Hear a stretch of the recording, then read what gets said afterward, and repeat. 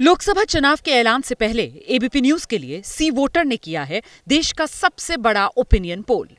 इस सर्वे में 41,762 लोगों से बात की गई। 1 फरवरी से 10 मार्च के बीच सर्वे लोकसभा की सभी 543 सीटों पर किया गया।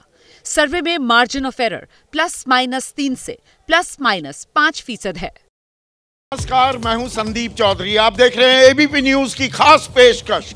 देश का चुनाव, लोकसभा चुनाव 2024, सबसे बड़े चुनाव का सबसे बड़ा ओपिनियन पोल। और अभी तक हमने उत्तर भारत की बात की है, हमने जम्मू कश्मीर, लद्दाख, हिमाचल प्रदेश, उत्तराखंड, राजस्थान और गुजरात की तस्वीर आपके सामने पेश की। और यहां पर कमल खिलता दिखाई दे रहा है। बीजेपी की बल्ले बल्ले हो रही है, जो वो ताल ठोक रहे हैं। अब की बार 370 पार और एनडीए अब की बार 400 पार। जो अभी तक ओपिनियन पोल के नतीजे आए हैं, उसमें बीजेपी इन दम भरने वाले नारों पर पास होती नजर आ रही है। लेकिन, और यह बड़ा लेकिन है, अभी तो जुम्मा 4-5 राज्यों की बात हुई है और ये सब उत्तर भारत में है। भारतीय राजनीति में और पिछले कुछ दिनों में एक नॉर्थ साउथ डिवाइड भी देखने को मिला है। उत्तर और दक्षिण भारत में जो मिजाज है, जो लोगों का मन है और जो मुद्दे हैं और जो समीकरण हैं, क्या वो अलग अलग हैं, वो जुदा हैं। तो उत्तर की हमने बात की तो विंध्य के दक्षिण में भी जाना जरूरी हो जाता है। और आज इस घंटे हम बात करने वाले हैं तमिलनाडु की। तमिलनाडु में 39 सीटें। पिछली बार जो ये इंडिया गठबंधन है, यानी कि डीएमके और कांग्रेस का गठबंधन, 39 में से 38 सीटें जीतने में कामयाब रहा था। और अगर हम केरल की बात करें, वहां पर 20 सीटें हैं। पुडुचेरी को भी तमिलनाडु के साथ मिला लूं, कुल मिलाकर इस घंटे अगले 60 मिनट हम 60 सीटों का विश्लेषण करने वाले हैं। और केरला में जो गठबंधन था, वहां गठबंधन तो नहीं, सही मायने में इंडिया कहा जा सकता है, क्योंकि एलडीएफ और यूडीएफ अलग अलग टक्कर हो रही थी। और इंडिया कहने को साथ है, पर केरल में अलग अलग हैं। जैसा कि पश्चिम बंगाल में भी होता दिख रहा है। इंडिया का हिस्सा है ममता, लेकिन 42 के 42 उम्मीदवारों का ऐलान कर दिया है उन्होंने। ठेंगा दिखा दिया है यहां पर कांग्रेस को। एकला चलो का नारा बुलंद करती वो दिखाई दे रही हैं। तो केरल में भी एलडीएफ, वामखेमा गुट और यूडीएफ, जिसकी अगुवाई कांग्रेस करती है। और पिछली दफा 20 में से 19 सीटें यूडीएफ जीतने में कामयाब रहा था। राहुल गांधी वायनाड से लड़े थे, अमेठी से चुनाव हार गए थे, लेकिन वायनाड से जीतकर फिर से लोकसभा में घुसने में कामयाब हो गए थे। तो यहां परिस्थिति क्या है? और परिस्थिति की जब हम बात करते हैं तो पहले तमिलनाडु के सामाजिक ताने बाने को परखने की जरूरत हो जाती है। तमिलनाडु 88% हिंदू आबादी। तो आप कहेंगे फिर तो बीजेपी की बल्ले बल्ले हो जानी चाहिए। अब इसमें भी डिटेलिंग करने की जरूरत है। 68% पिछड़ी जाति है, 68%। 20% दलित हैं। वहां पर जो अगड़े हैं, सवर्ण हैं, तथाकथित सवर्ण, 10-10.5 पौने 11% के करीब ही ये आबादी है। और 20वीं शताब्दी के शुरुआती दशकों में पेरियार ने यहां पर जो आंदोलन किया था, आइडल वर्शिप के खिलाफ आवाज जो बुलंद कर दी थी, जाति विहीन समाज की जो एक परिकल्पना भी की जा रही थी, उसके चलते ही द्रमुक एक जो मूवमेंट चली और डीएमके और एआईएडीएमके उसी की उपज हैं। पिछले 50 सालों से यही तमिलनाडु की राजनीति पर कब्जा भी जमाए हुए हैं। तमिलनाडु के वासी क्या कह रहे हैं, तो इस पर हम नजर डालते हैं। और सबसे पहले देखते हैं कि किसके खाते कितने प्रतिशत वोट जाते दिख रहे हैं। यह बड़ा अपने आप में अहम आंकड़ा हो जाता है। और वो आंकड़ा अब आपके सामने मैं स्क्रीन पर लाने वाला हूं। जातीय समीकरण जैसे हैं वैसा ही वोट शेयर भी बढ़ता दिखेगा क्या? और डीएमके कांग्रेस के साथ इस बार कमल हसन भी उनके साथ जुड़ते दिखाई दे रहे हैं। तो अब वोट शेयर की अगर हम बात करें तो बीजेपी के खाते में 11% डबल डिजिट्स में आ रही है। डीएमके प्लस कांग्रेस और कमला हसन की एमएनएम 55% और 50% से ऊपर जाते हैं तो अंदाजा यही लगता है, जहन में पहला सवाल यही आता है या ख्याल आता है कि ये तो लैंडस्लाइड। एआईएडीएमके 28% वोट, अन्य के खाते में 6%। और अब अपने खास मेहमानों का मैं परिचय करा दूं। मेरे साथ विजय त्रिवेदी वरिष्ठ पत्रकार हैं, जाने माने राजनीतिक विश्लेषक अभय दुबे, प्रदीप सिंह किसी परिचय के मोहताज नहीं है, बेहतरीन एक आपका अखबार नाम का यूट्यूब चैनल भी चलाते हैं, विनोद अग्निहोत्री एक और वरिष्ठ पत्रकार, 2 विनोद हैं दरअसल आज हमारे साथ इस पैनल पर। देश के सबसे बड़े चुनावी विश्लेषकों में से एक प्रोफेसर संजय कुमार, दूसरे विनोद हिंदुस्तान टाइम्स के पॉलिटिकल एडिटर विनोद शर्मा, और श्री दत्न हमारे साथ as a expert of Tamil Nadu जुड़ चुके हैं। और साथ ही साथ ये जो सर्वे किया है यशवंत देशमुख जूम के जरिए हमारे साथ जुड़ेंगे अमेरिका से। लेकिन ये जो आंकड़ा 55% डीएमके प्लस यानी कि इंडिया गठबंधन में कह दूं, क्या सेंस देता है आपको? बिल्कुल, मुझे लगता है कि जो 3 तरफा ट्रायंगुलर कंटेस्ट में अगर 55% वोट आया तो सफाया है दूसरों का। जिसको 55% आएंगे दूसरों का बिल्कुल सफाया होगा। 39 सीटें हैं वहाँ पर, और मुझे लगता है कि इंडिया गठबंधन के जो सहयोगी डीएमके और कांग्रेस और छोटी छोटी जो सहयोगी हैं मिलकर बड़ी जीत हासिल करेंगे। एनडीए ने बहुत जोर लगाया है श्री, हर जगह जहां जहां से घटक पकड़ सकते हैं ढूंढ ढूंढ कर लेकर वो आ रहे हैं। चाहे टीडीपी के साथ गठबंधन करने की बात हो, बीजेडी से बात हो रही है, बिल्कुल बिल्कुल, सब लोगों को वो उनकी था ले रहे हैं। डीएमके के साथ गठबंधन ना कर पाना क्या कमजोर कड़ी साबित हो रही है उनके लिए? नहीं, बीजेपी डीएमके के साथ अभी गठबंधन करने का कोई दिखता ही नहीं है, चांस ही नहीं दिखता है, क्योंकि वहाँ पर जो ग्राउंड में जो समीकरण है वो बीजेपी और डीएमके के साथ जाने में बिल्कुल पिगी बैक करना भी फायदेमंद नहीं। बिल्कुल बिल्कुल, हाँ। बट बीजेपी अभी क्या सोच रहे हैं कि वहाँ पर अपने दम पे आने का आपने देखा होगा पिछले कुछ सालों में अन्नामलई कमान संभालने के बाद अग्रेसिव हैं, वो बहुत अग्रेसिव है, और he is getting lot of traction among the grassroots this workers and people also. So that will determine how far BJP will be able ये to. भविष्य की तैयारियां हो रही हैं क्या प्रदीप सिंह? या दरअसल तमिलनाडु में भाई अगर आपको संगठन खड़ा करना है, जमीन पर काम करना है, केरल पर आएंगे, केरल में तो सबसे ज्यादा शाखाएं हैं, 5000 शाखाएं रोज वहां लगती हैं। तमिलनाडु में टू लिटिल टू लेट कर दिया बीजेपी ने। माइक लीजिएगा। सार्वदेशिक अगर पिक्चर देखें पूरा, तो भारतीय जनता पार्टी के लिए उत्तर भारत में, पश्चिम भारत और पूर्वोत्तर कोई चुनौती है नहीं बड़ी।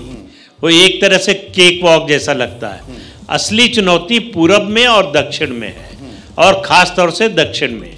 दक्षिण में उसका जो जनाधार है या संगठन है वो बहुत लंबे समय से कोशिश कर रहे हैं, बन नहीं पा रहा।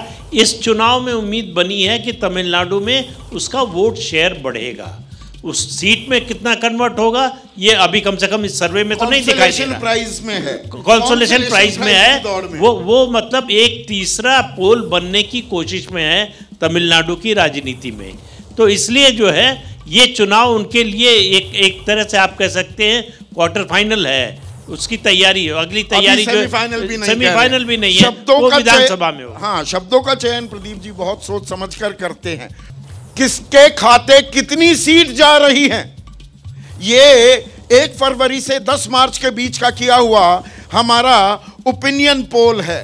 तो 39 सीटें, पिछली दफा मैंने आपको बताया 38 सीटें डीएमके वाले गठबंधन यानी कि डीएमके कांग्रेस के गठबंधन को मिली थी, और इस बार ये सीटें कितनी होने वाली हैं, बस अब आपके स्क्रीन पर वो आंकड़ा आने वाला है। अभी तक का जो आंकड़ा है 66 में से 63 बीजेपी एनडीए के साथ। तो देखिए यहां पर बीजेपी 0 बटा लड्डू एआईएडीएमके भी खाता नहीं खोल पाएगी, जिस ओर इशारा कर दिया था संजय ने कि इतना बड़ा मार्जिन हो, इतना फर्क हो वोट शेयर में और त्रिकोणीय मुकाबला हो, तो ऐसा ही हो सकता है और वैसा ही होता दिख रहा है। और डीएमके, कांग्रेस, कमल हसन के गठबंधन को अभी सीटों का बंटवारा नहीं हुआ है, लेकिन वो एनडीए का सुपड़ा साफ करते दिखाई दे रहे हैं। एनडीए जब मैं कहता हूं, मैं ये मानकर चल रहा हूं कि डीएमके एनडीए का ही हिस्सा रहेगा। देखिए एआईएडीएमके, सॉरी, हाँ, भारतीय जनता पार्टी ने जब शुरू में तमिलनाडु के बारे में अपनी रणनीति बनानी शुरू की थी, तब उसकी निगाह में अन्ना द्रमुक थी, एआईडीएमके थी। उसके बाद सनातन का विवाद शुरू हुआ उदयनिधि के बयान से। उस पर भारतीय जनता पार्टी में स्वयं प्रधानमंत्री ने पहलकदमी लेकर कहा कि सनातन के मसले को सब मंत्रियों को, सब लोगों को जोर शोर से उठाना चाहिए। फिर पूरे हिंदुस्तान में उन्होंने उठाया। इसका उन्हें कहाँ फायदा हुआ ये तो एक अलग बात है। जहां उनको विशुद्ध नुकसान हुआ वो तमिलनाडु है। उत्तर भारत में फायदा है, नहीं, पश्चिम में भी, पूर्वी भारत वहां तो पहले से ही, दक्षिण में नहीं। देखिए वहां तो वो पहले से ही बहुत फायदे में थे। हाँ। वहां फायदे में कुछ खास जुड़ना नहीं है, जैसे प्रदीप जी ने कहा, वहां उनके लिए केक वॉक था, वो तो है ही। लेकिन जहां रखना भी चुनौती होती है जी, किला बरकरार रखना। हाँ, वो ठीक है, वो ठीक है। लेकिन तमिलनाडु में जहां उन्हें अपने कदम को जमाने की कोशिश वो कर रहे थे अन्नामलाई के जरिए और दूसरे जरियों से, वहां पर जब वो विवाद हुआ तो उसमें अन्ना द्रमुक फंस गई उस विवाद में, और वो एनडीए से बाहर चली गई। अब आप ये जो आपने वोट के आंकड़े दिखाए थे, इसमें अगर बीजेपी के वोटों को आप अन्ना द्रमुक के वोटों से जोड़ दें तो टक्कर हो जाती है। यहां पर 63 और 3 का आंकड़ा था, अब वो रह गया है 63-42 का आंकड़ा। विजय, ठीक बात है। देखिए दक्षिण भारत में भारतीय जनता पार्टी के लिए बड़ी चुनौती है ही, लेकिन जिस तरह से सनातन का विवाद हो, खासतौर से तमिलनाडु में प्रधानमंत्री ने दक्षिण भारत में सबसे ज़्यादा दौरा अभी तमिलनाडु में किया है, सौगात भी बहुत दी। और तमिलनाडु हिंदुस्तान के उन राज्यों में से जहाँ सबसे बड़े मंदिर सबसे ज़्यादा तादाद में, और आपने कहा 88% आबादी है। सनातन के विवाद से काफ़ी हंगामा वहाँ पर हुआ। अन्नामलाई वहाँ पर एक फैक्टर है जो बीजेपी के स्टेट प्रेसिडेंट है, और सनातन विवाद से भारतीय जनता पार्टी को वहाँ फायदा हुआ है, उसका वोट परसेंटेज बढ़ गया है। अब सीट तो नहीं मिलने वाली है, जब 55% वोट यदि डीएमके को मिल रहा है तो संभावना नहीं होती, खासतौर से ट्रायंगुलर। लेकिन बीजेपी को नुकसान नहीं हुआ, नुकसान नहीं, फायदा नहीं भी हो रहा है, उसको क्या कॉम्पनसेट कर लेगी? वो जो हिंदू कार्ड खेला है उसे उत्तर भारत में या पश्चिमी भारत में, वो उसको मदद करेगा सस्टेन करने में, या जो आप जैसे कह रहे हैं कि चैलेंज होता है जहां पर आप मैक्सिमाइज कर रखा है, तो उसमें भी उसकी मदद मिल रही है। लेकिन मैं इससे सहमत नहीं हूं कि वहां तमिलनाडु में सनातन विवाद से बीजेपी को नुकसान हुआ। बीजेपी को नुकसान एआईएडीएमके के लेवल पर हो सकता है, लेकिन पार्टी के लेवल पर वो वोट परसेंटेज उनका बढ़ा है और वो ताकत बढ़ी है। यहाँ पर एक और तस्वीर क्या उभर रही है विनोद, कि अगर इंडिया गठबंधन, ये दरअसल तमिलनाडु इंडिया गठबंधन को भी एक सबक, एक आईना दिखा रहा है क्या, कि ढंग का गठबंधन कर लो, जहां पर कर रहे हो वहां पर आप टक्कर दे पा रहे हो एनडीए को, और जहां आधा अधूरा गठबंधन हो रहा है वहां है दिक्कत। नहीं, निश्चित रूप से देखिए, पिछली बार 2019 में भी जो इज्जत और लाज बची थी यूपीए की, उसमें यूपीए था, हाँ, वो तमिलनाडु से और केरल से ही बची थी।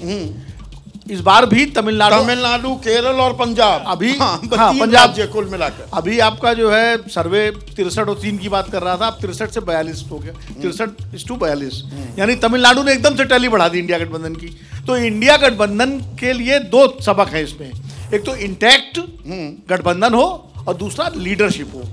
स्थानीय स्तर पर एक मजबूत नेता भी होना चाहिए।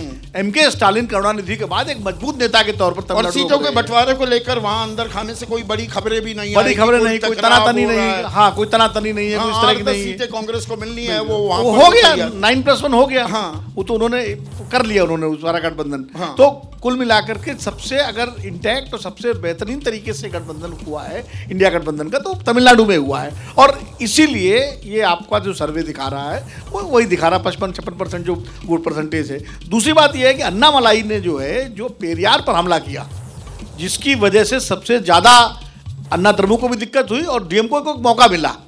डीएमके ने उसको मुद्दा बनाया, क्योंकि जब पेरियार वहां तमिलनाडु का ही नहीं पूरे दक्षिण भारत का द्रविड़ आंदोलन है, उसके वो नायक हैं, महानायक हैं। तो उस पर जब अन्नामलाई ने पेरियार पर हमला किया तो सीधे सीधे जो द्रविडियन पॉलिटिक्स है उसका पोलराइजेशन फुट पर दिखी भी थी डीएमके, उसको हाँ, फुट पर उसका पूरा पोलराइजेशन जो है डीएमके के पक्ष में होता दिख रहा है। ठीक है, हमारे साथ यशवंत देशमुख भी जुड़ गए हैं जिन्होंने ये सर्वे किया है।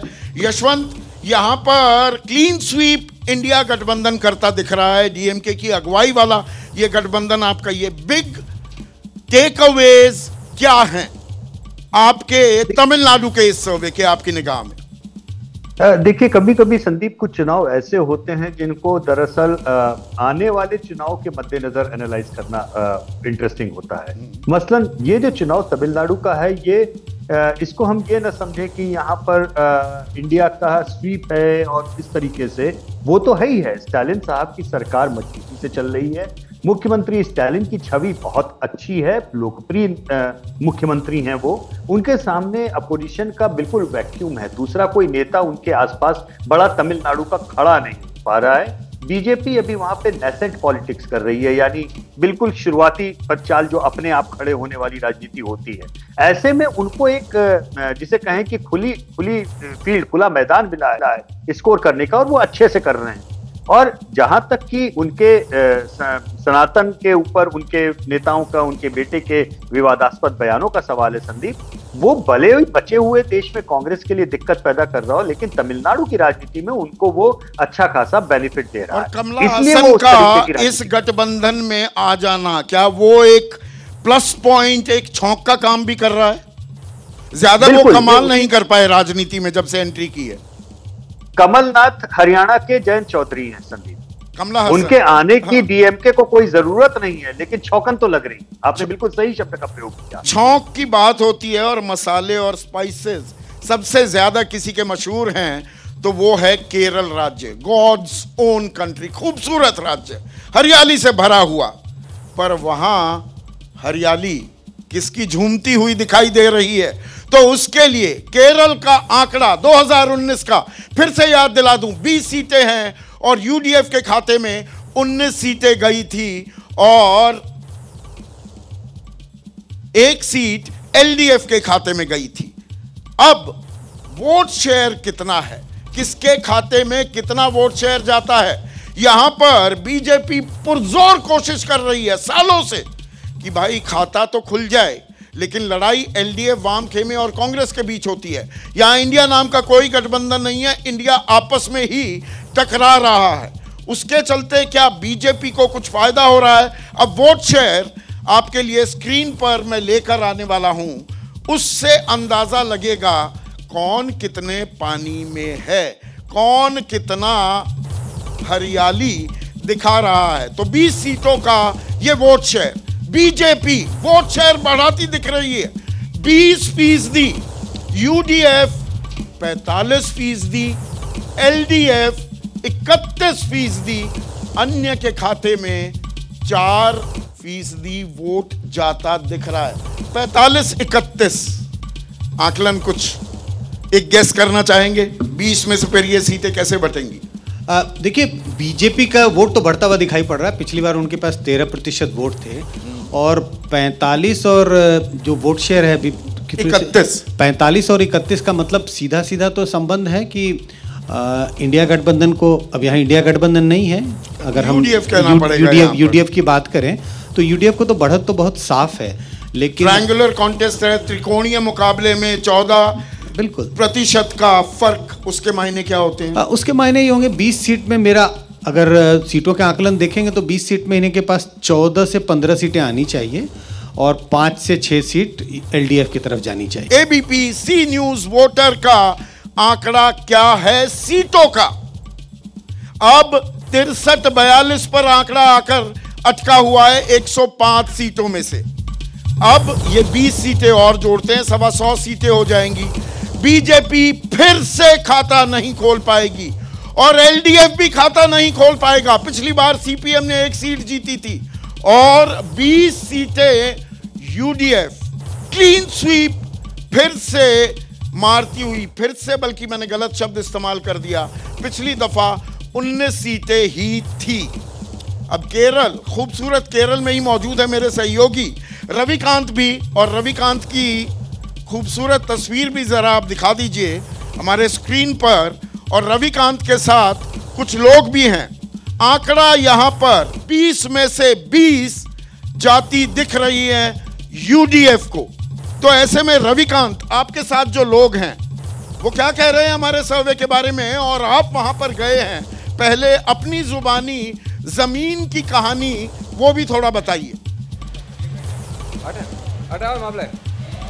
देखिए संदीप, इस समय हम एर्नाकुलम के मुख्य बाजार में हैं, जिसे मिनी इंडिया भी कहा जाता है। यहाँ पे जो मलयाली भाषी लोग हैं वो भी अच्छी हिंदी बोल लेते हैं। काफ़ी सारे लोग यहाँ पर हैं, और जितने भी लोग यहाँ पर हमारे साथ हैं सब वोटर हैं। यहाँ पर निश्चित रूप से कांग्रेस और वामपंथी पार्टियों के बीच में ये लड़ाई है, लेकिन यहाँ पर उन दोनों गठबंधनों के अलावा बीजेपी का जो काम है वो भी ज़मीन पे दिखने लगा है। आरएसएस ने पिछले कुछ सालों में यहाँ काफ़ी काम किया है, और यहाँ के जो लोग हैं उनसे भी हम बात कर रहे हैं, तो उनका कहना है कि सीटों में कितना तब्दीली हो सकती है ये बात की बात है, लेकिन आरएसएस का काम यहाँ पर दिखता है। जो लोग हमारे साथ हैं उनसे भी हम बात करेंगे। आप बताइए कि यहाँ पर क्यों आप लोगों को लगता है कि बीजेपी कुछ कर पाएगी? रवि जी नमस्ते, एबीपी न्यूज़ नमस्ते।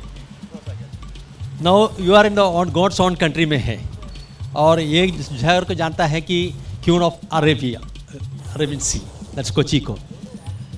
ये जो नरेंद्र मोदी जी का सरकार है, ये जो सरकार आम जनता के लिए है, कि ये आदमी है, विकास का आदमी है।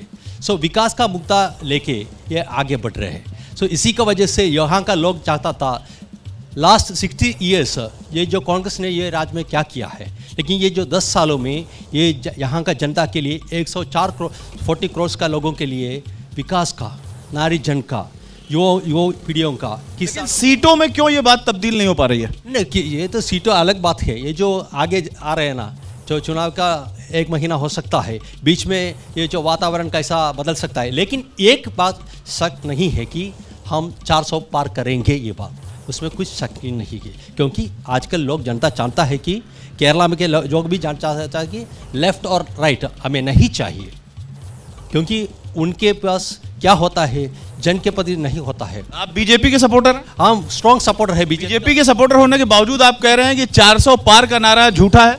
नहीं, 400 पार करेंगे। हमारा जो प्रधानमंत्री जो बोलते हैं वो करेंगे, हमको इतना ऊपर विश्वास है, और इस लोक पुरुष है। क्या आपको लगता है एक भी सीट केरल में आ पाएगी? एक सीट नहीं, हमारे जो प्रधानमंत्री ने क्या बताया था, जो केरल का प्रवास में उसने जो भाषण में दिया था कि इतना कॉन्फिडेंस से बताया था कि 2 नंबर से ज़्यादा हम आएंगे, आगे आएंगे। 10 सीट की ओर इशारा हो सकता है, जनता चाहता है, इसलिए हम काम कर रहे हैं। बाकी लोगों से भी बात करेंगे, आपके पास फिर से आएंगे। बीजेपी दरअसल खाता नहीं खोल रही है, लेकिन उनके सपोर्टर्स अभी वो उत्साहित हैं और कह रहे हैं अभी 1 महीना और बाकी है। यशवंत, ऐसे में भाई ये 1 फरवरी से 10 मार्च के बीच का सर्वे है, अभी समीकरण कुछ और बदल सकते हैं या मोटा मोटा खाका खिंच गया है केरल में? नहीं, केरल में मोटा मोटा खाका तो संदीप इसलिए खिंचा हुआ है कि केरल की सरकार के खिलाफ जो स्थानीय राज्य सरकार है, बहुत जबरदस्त एंटी इनकम्बेंसी का माहौल इस समय पनपा हुआ है। इनफैक्ट जब हम सारे राज्यों की तुलना करते हैं तो केरल, जहां के मुख्यमंत्री की बहुत अच्छी रेटिंग आती थी, इस समय बॉटम लिस्ट में रेटिंग्स उनकी चल रही है। तो एक स्वाभाविक सी बात है कि कांग्रेस को उसका लाभ मिल रहा है। जहां तक भारतीय जनता पार्टी का सवाल है संदीप, 20% वोट बड़ी बात है, नो डाउट, लेकिन सवाल यह है कि क्या बीजेपी जीतने की लड़ाई में किसी सीट पर है? तो उसका जवाब यह है, एक सीट में तो डेफिनेटली उनकी लड़ाई जीत की है, और वो सीट है त्रिवेंद्रम। उसके अलावा 3 सीटें ऐसी और है जहां पे वो क्लोज कॉर्नर कंटेस्ट में 30% से ज्यादा वोट पाने की स्थिति में हो सकते हैं, लेकिन उसमें से कन्वर्ट कितनी होगी ये कहना मुश्किल है। अगर शायद बीजेपी की कोई एक सीट कन्वर्टेबल होगी, वो शायद त्रिवेंद्रम होगी। अपने फुटप्रिंट्स तो बढ़ा रही है बीजेपी, लेकिन वो जो एक फिगर होती है, थ्रेशोल्ड मार्क, वो क्रॉस नहीं कर पा रही है। संजय, बिल्कुल आपने इस बात का जिक्र कर दिया कि थ्रेशोल्ड क्रॉस नहीं कर पा रही है। 20% वोट उनको एक भी सीटों में कन्वर्ट नहीं कर सकता, लेकिन मुझे लगता है बीजेपी की स्ट्रैटेजी थोड़ी सी अलग है। 3-4 सीटों पर वो फोकस कर रहे हैं। 1-2 सीटों का जिक्र यशवंत ने किया, 1-2 सीटें और हैं जिस पर वो फोकस कर रहे हैं। जीत ना भी हासिल हो, अगर 2 नंबर पे अगर सेकंड रनर अप अगर बीजेपी आ जाती है तो अपने आप में उस बात को भी भुनाने की कोशिश करेगी बीजेपी की कि उन्होंने दक्षिण में भी अपना पैर पसार लिया है। विनोद, कांग्रेस के बारे में कहा जा रहा था नुकसान हो सकता है, 15 सीटें कांग्रेस अपने दम पर लेकर आई थी 20 में, पर यहाँ पर जो आंकड़ा है वो तो लगता है कि नहीं, कोई नुकसान नहीं हो रहा है। तो वायनाड से लड़ने को लेकर भी बड़ा ऊहापोह थी, लेफ्ट कह रहा था नहीं लड़ो मत, तो वहाँ स्ट्रैटेजी काम करती दिख रही है कांग्रेस की। मैं इससे जुदा बात करना चाहता हूँ। अगर ये आपका आंकड़ा सही हो जाता है तो भारत की राजनीति के लिए एक टेक्टोनिक इवेंट होगा। ये left will be wiped out totally from this country, जो कि अच्छा नहीं है इस देश के लिए, किसी भी देश के लिए।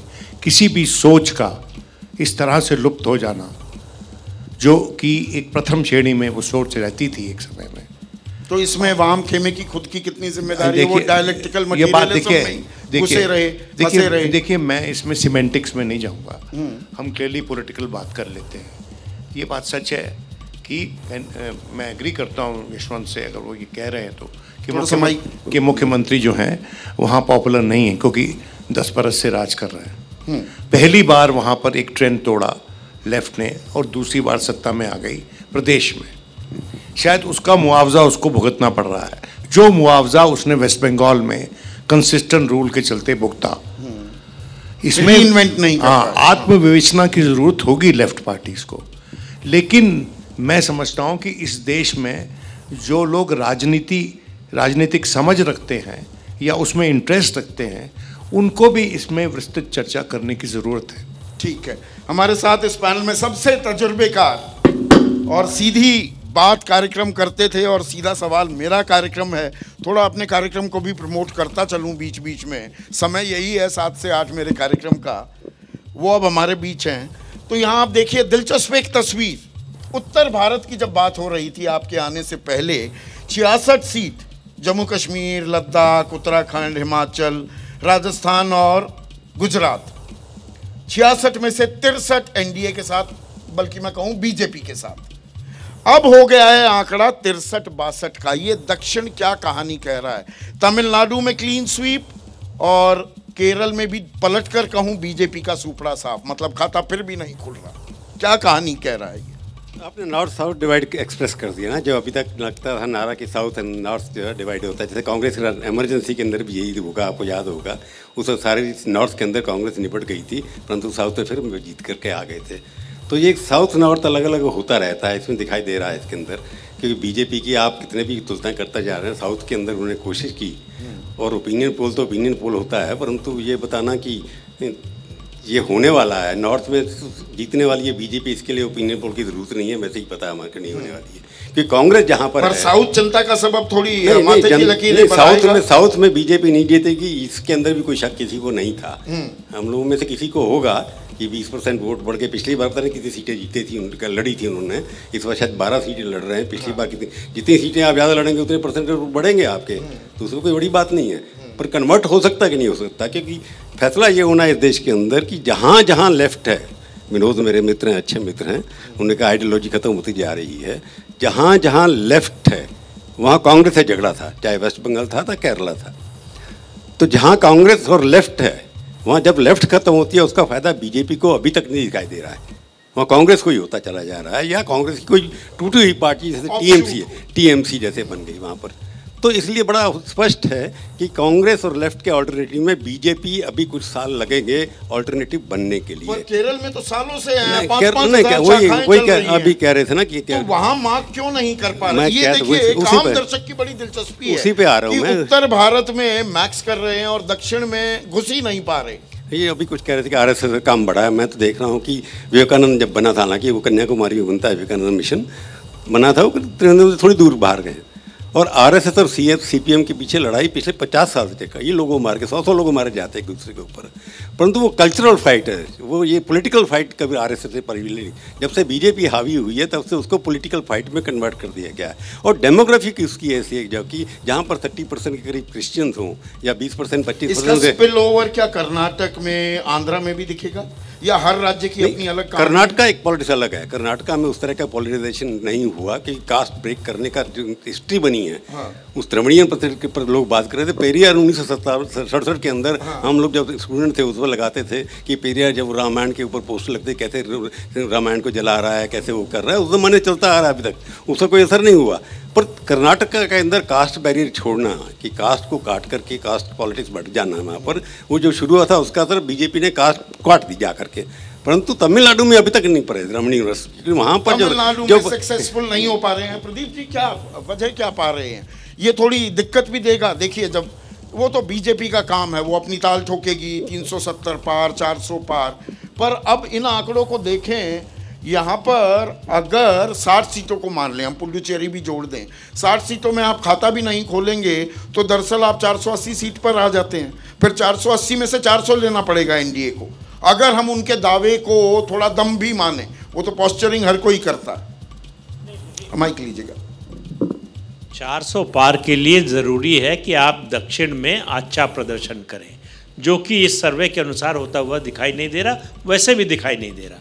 केरल के संदर्भ में प्रभु जी ने एक बहुत इंपॉर्टेंट बात कही, शब्द इस्तेमाल किया, डेमोग्राफी।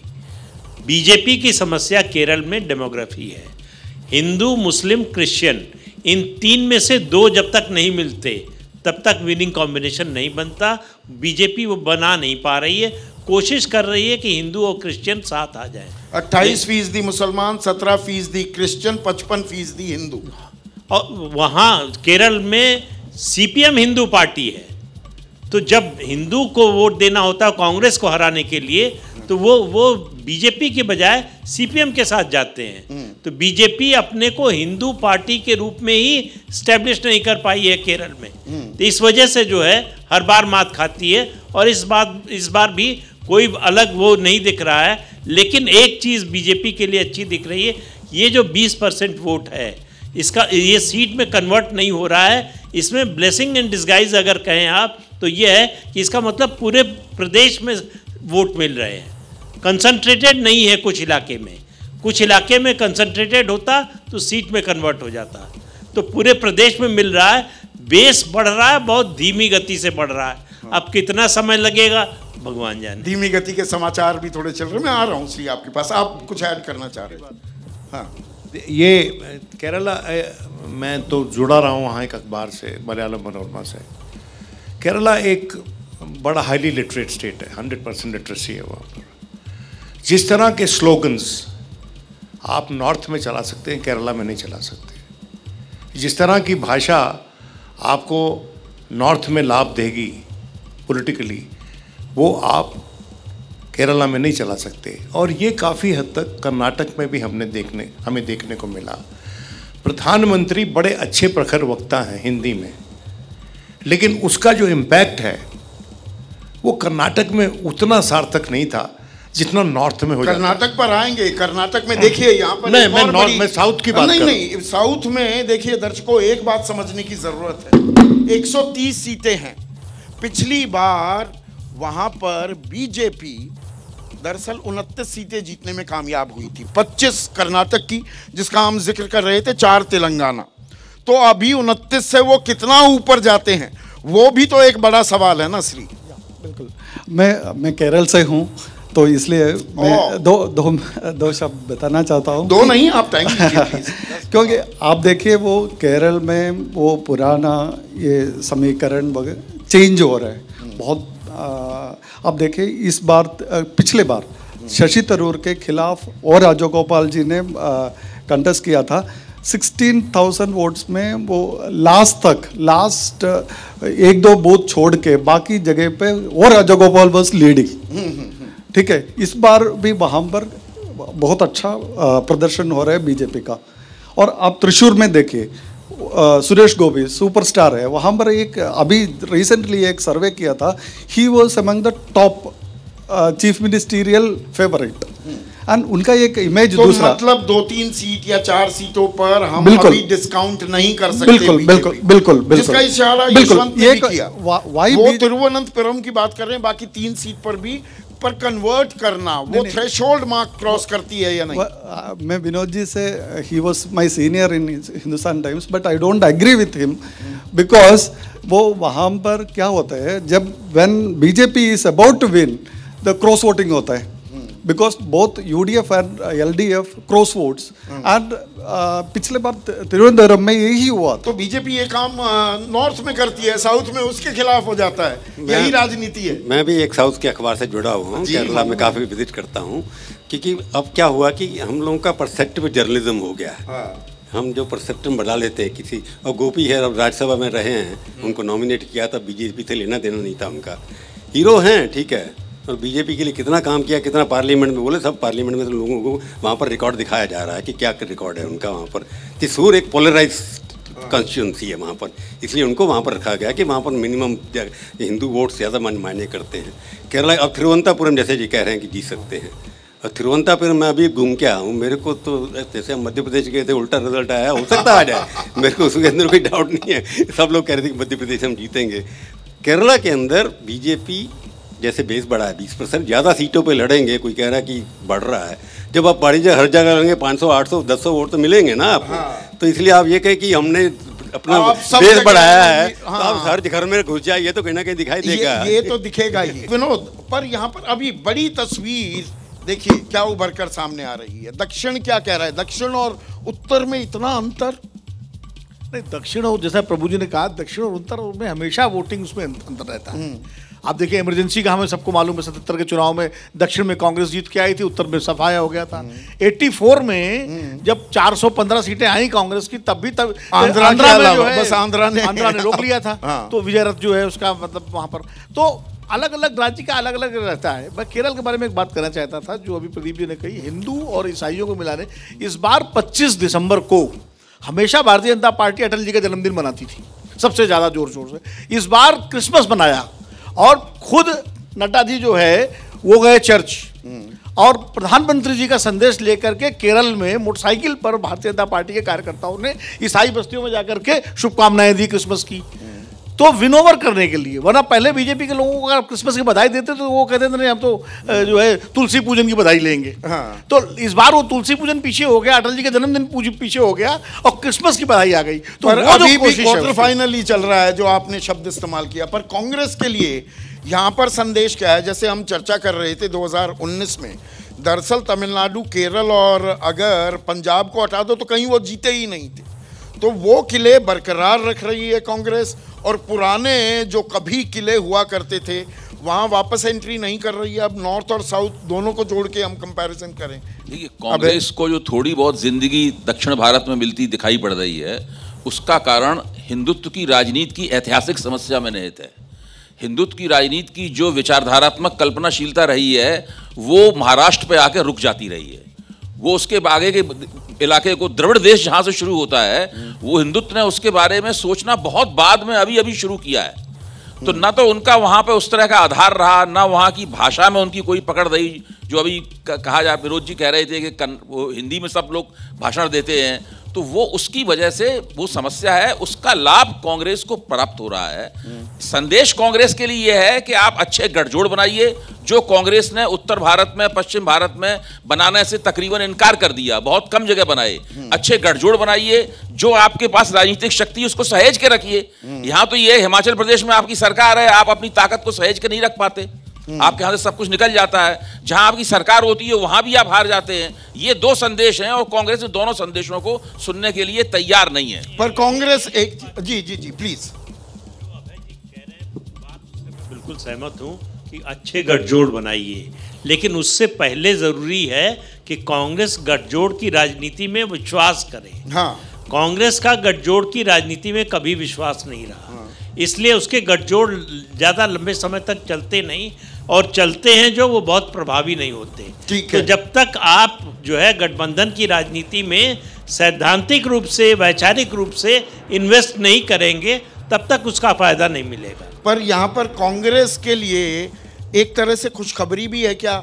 बहुत सारे जानकार और आकलन ये भी हो रहा था कि केरल कहीं कमजोर कड़ी ना बन जाए, केरल में जो वो 15 सीटें जीती थी 7-8 का नुकसान ना हो जाए। कांग्रेस वाले थोड़ी राहत की सांस ले रहे होंगे क्या? बिल्कुल, केरल तो दिख ही रहा है कि किस तरह से राहत की सांस भी है, खुशखबरी भी है उस तरह से, लेकिन उसको ध्यान रखना पड़ेगा जिस बात की जो बार बार जोर दिया जा रहा है कि मैं सवाल ये करता हूँ कि जब केरल में कांग्रेस हो सकती है, कांग्रेस को आप दक्षिण भारत की पार्टी मानते हैं क्या? मैं तो आज तक तो उत्तर भारत की पार्टी थी। ये पिछले 10 साल में इतना बड़ा बदलाव भारत के नेता ना हो जाए, चले गए, तो जब वो केरल जाकर भी कुछ अच्छा कर सकते हैं तो उत्तर भारत में क्यों नहीं अच्छा कर सकते? इस थॉट प्रोसेस पर उसको आना चाहिए कि कहाँ तो ये अपने आप में एक बड़ा सवाल भी आ रहा है। हम एनडीए और इंडिया की जो बात कर रहे हैं, 63 पर एनडीए, 62 पर इंडिया, 125 सीटों का आकलन किया है संजय हमने, और आंकड़ा है 63 और 62 का, पर इसमें सारा पुट जो इंडिया का है वो इन दो राज्यों से ही आ रहा है, तमिलनाडु और केरल। दोनों के गठबंधन, उसकी रूपरेखा और मजबूती के बारे में ये आंकड़े क्या कह रहे हैं? बिल्कुल ये बताते हैं कि अगर अच्छा गठबंधन किया होता इंडिया गठबंधन ने, तो शायद जो सूरत आज दिखाई पड़ रही है 2024 की, जो दिखने में अभी लग रहा है, शायद उससे नतीजे कुछ और होने की संभावना रहती। दो राज्यों जिसका अभी जिक्र किया जा रहा है, चाहे वो केरल हो, तमिलनाडु हो, दोनों राज्य ये बता रहे हैं कि अच्छा गठबंधन है और इंडिया गठबंधन अच्छा प्रदर्शन करती हुई दिखाई पड़ रहा है। और इसमें हम 4 स्विंग स्टेट्स की जो लगातार बात करते थे, पश्चिम बंगाल, बिहार, महाराष्ट्र और कर्नाटक, उनकी तो चर्चा भी नहीं हुई। उनकी अभी चर्चा भी नहीं हुई, और मुझे लगता है इनकी जब चर्चा होगी तो कुछ इंटरेस्टिंग तस्वीर उभर के आएगी। बंगाल एक इंटरेस्टिंग चुनाव होगा और सर्वे के नतीजे भी इंटरेस्टिंग आएंगे। महाराष्ट्र के भी इंतजार करना चाहिए, बिहार और अन्य राज्यों का भी इंतजार है। तो अभी आंकड़े बहुत आने बाकी हैं। बड़ी खबर आ रही है हरियाणा से, आज पूरे दिन वहां राजनीतिक हलचल हुई, सरकार ही बदल गई। मतलब सरकार अब मुख्यमंत्री नायब सिंह सैनी होंगे, मनोहर लाल खट्टर नहीं। 5 मंत्रियों को मंत्री पद की शपथ भी दिलाई गई, और अब दावा यह किया जा रहा है, नायब सिंह सैनी दावा कर रहे हैं, मेरे पास 48 विधायकों का समर्थन है। 90 की यह विधानसभा है, कल फ्लोर टेस्ट भी होगा। और अब से लगभग 7-8 मिनट बाद एबीपी न्यूज पर हम हरियाणा का भी ओपिनियन पोल दिखाने वाले हैं। तो वहां तो ये बड़ी खबर आ ही रही है, लेकिन विनोद, हरियाणा में जो हो रहा है एनडीए में और इंडिया में जो हमने होता देखा पिछले कुछ दिनों में कई राज्यों में, क्या कहानी कह रहा है? गठबंधन की मजबूती दरअसल आपकी जीत सुनिश्चित कर रही है। क्या ये सीख भी है इंडिया के लिए? ये पॉलिटिकल इमोरलिटी का नमूना है। माननीय प्रधानमंत्री ने भी हाल ही में जो सुप्रीम कोर्ट का जजमेंट आया जेएमएम केस में, उसकी तारीफ की थी। मैं समझता हूं कि हर नेता को तारीफ के अलावा भी कुछ करने की जरूरत है इस देश में। अगर आपके पास आंकड़े खत्म हो गए, अगर मैंडेट आपने विशिएट कर दिया लोगों का, आप निकलिए, दोबारा जाइए लोगों के पास। ये क्या मतलब है? कर रहे हैं एंटी डिफेक्शन लगेगा सीधा का सीधा, या तो 7 से ऊपर का समर्थन दिखाइए। एंटी डिफेक्शन लॉ लगेगा प्रत्यक्ष रूप से, अगर जो अभी आंकड़ों की बात हो रही है उसमें तो लगेगा, लेकिन वो एक परवान चढ़ने तक सरकारें अपना कार्यकाल पूरा करके निकल लेती हैं आगे। तो ये मजाक है हमारे देश के कानून, मजाक है। और ये गठबंधन कैसे होने चाहिए, क्या उसका कुछ संकेत और संदेश भी मिल रहा है? प्रभु, बहुत बड़ा संदेश मिल रहा है। गठबंधन की राजनीति जो हुई है, कभी हमारे मित्र भाषण कर रहे थे अभी कि गठबंधन की राजनीति कब शुरू, 1969 से शुरू हुई, एसवीडी की सरकारें बनी थी। अभी मेरे मित्र कह रहे थे कि कांग्रेस पार्टी को गठबंधन सीखना चाहिए, कैसे अलायंस के साथ चलना है। मेरे को लगता है कि हिस्ट्री देखी जाए तो गठबंधन में सक्सेसफुल सबसे ज़्यादा कांग्रेस पार्टी रही है। मनमोहन सिंह ने 10 साल सरकार चलाई गठबंधन की, लेफ्ट के साथ यूडीएफ माइनॉरिटी गवर्नमेंट चलाई, PV Narasimha Rao minority government चलाई। मैं बड़ी बात की जो कि उसमें से निकल के आई कि अभी भी देखते हैं आप, जब अटल जी ने गठबंधन छोड़ा था 2004 में, लोग छोड़कर चले गए तो क्या हालत हुई थी उनकी, सबको पता है। ओपिनियन पोल कह रहे 350 सीटें मिली थी, मिली थी 140, तो 149। तो ये गठबंधन के अंदर कांग्रेस ज्यादा गठबंधन में सक्सेसफुल रही पर है। इस बार कांग्रेस के लिए सबक ये है कि वो काम नहीं कर पाई, और ये आंकड़े वो तो वही ना, कांग्रेस की लीडरशिप ऐसी है, तो वो गठबंधन क्या करेगी? कांग्रेस को फिर भी वोट दे देते लोग। तो कांग्रेस की लीडरशिप की भी कमी है। लेकिन यहाँ बीजेपी के लिए एक नई समस्या खड़ी हो गई है क्या प्रदीप जी? अभी एक और बड़ी खबर आ रही है हरियाणा से, सबसे वरिष्ठ, सबसे पुराने जो नेता हैं बीजेपी के, अनिल विज, एक्स पर उन्होंने एक्स मिनिस्टर लिख दिया है अपना बायो। तो एक्स मिनिस्टर तो हो ही गए हैं उनको मंत्री पद की शपथ तो दिलाई नहीं गई। देखिए, पंचमढ़ी का जो अधिवेशन का जो रेजोल्यूशन था कांग्रेस का कि हम गठबंधन की और जातिवादी शक्तियों के साथ नहीं जाएंगे, गठबंधन की राजनीति नहीं करेंगे। पीवी नरसिम्हा राव ने माइनॉरिटी की गवर्नमेंट चलाई, सांसद खरीद कर चलाई, सुप्रीम कोर्ट से साबित हुआ। हाँ। अब सुप्रीम कोर्ट ने अपना फैसला बदला है कि जो है उनको सजा मिलनी चाहिए थी। हाँ। तो ये कहना कि कांग्रेस ही सबसे ज्यादा गठबंधन समाम में सभी दंगे हैं, पर जो चार चरित्र चेहरे की बीजेपी दुहाई देती नहीं, उसको कोई डिफेंड नहीं कर सकता। जो बीजेपी कर रही वो उससे मतलब कांग्रेस ने जो किया उसकी वजह से अच्छा नहीं हो गया, ये बात कहने की कोशिश मैं नहीं कर रहा हूँ। लेकिन मैं कह रहा हूँ कि आप गठबंधन की राजनीति बीजेपी की देखिए जनसंघ के समय से और कांग्रेस की देखिए। कांग्रेस के लिए सबक भी है सीधा, अगर जो अब बात आप कह रहे हैं उसे एक लाइन में पूछो। देखिए, हरियाणा की राजनीति के संदर्भ में अगर हम लोग चर्चा करें तो हरियाणा में सबको पता है कि पिछली बार भारतीय जनता पार्टी की सरकार क्यों बनी। वो और भी ज्यादा हार सकती थी अगर वहां पर जाट वोट जो हैं, जो भारतीय जनता पार्टी ने जाट बनाम नॉन जाट कर रखा है, वो कंसोलिडेट हो जाते। इस बार भी आप देखिए भूपेंद्र सिंह हुड्डा ने क्या कहा है इसके ऊपर। उससे पहले उनके बेटे 2 महीने पहले बयान दे चुके हैं, उनका क्लिप सब जगह घूम रहा है कि ये जो दुष्यंत चौटाला अलग होंगे, ये भी भारतीय जनता पार्टी से एक तरह का समझौता है उनका कि वो बाहर जाकर चुनाव लड़ेंगे और फिर जाट वोटों को बांटेंगे। मुगालता तो नहीं पाल रहे कहीं? नहीं, मैंने खुद आज पता लगा कि राजनीतिक जमीन जो थोड़ी बहुत बची है वो सारी चली गई। बहरहाल ये इस तरह की बातें वहां पर चल रही हैं। अब देखिए कि कांग्रेस इस पूरी परिस्थिति से कैसे निपटती है। और आने वाले दक्षिण के, अब हरियाणा से थोड़ा दक्षिण की तरफ भी चल लें या हरियाणा पे ही डटे रहें, अभी जो ये नाराजगी, अब वो राजकुमार कासवान, राहुल कासवान, वो अब उनका नाम जालौर से उम्मीदवार के तौर पर अनाउंस कर दिया, चुरू से जालौर से तो वैभव गए। तो ये जो इंडिया गठबंधन लोग छोड़ रहे थे, अब क्या कुछ सिर पुटव्वल सामने बीजेपी के अंदर खाने से भी आती दिखेगी क्या? देखिए, ये बात हम पहले भी चर्चा करते रहे कि जितना बीजेपी बाहर से लोगों को लेकर आ रही है तो उससे जाहिर तौर पे कुछ ना कुछ नाराजगी तो बढ़ेगी और वो कभी ना कभी बाहर सरफेस पर भी आने वाली है। और वो नजर आ रही है। जैसे ब्रजेंद्र सिंह का भी नाम और आप जोड़ लीजिए, हिसार में वो कांग्रेस के कैंडिडेट हो गए, कांग्रेस के खाते में आ गए हैं। तो इस तरह से धीरे धीरे होगा। लेकिन अभी क्या है कि भारतीय जनता पार्टी के पास केंद्र में और राज्यों में बहुत जगह सरकार है, तो लोग मन मसोसने के बाद भी थोड़ी सी उम्मीद रखते हैं। मन मसोसने के बाद थोड़ी उम्मीद रखते हैं। गठबंधन की भी ताकत है, धन बल बाहुबल की भी ताकत, राजनीति में उसका इस्तेमाल होता रहता है। दिलचस्प खेल हुआ है आज राजनीति का हरियाणा में।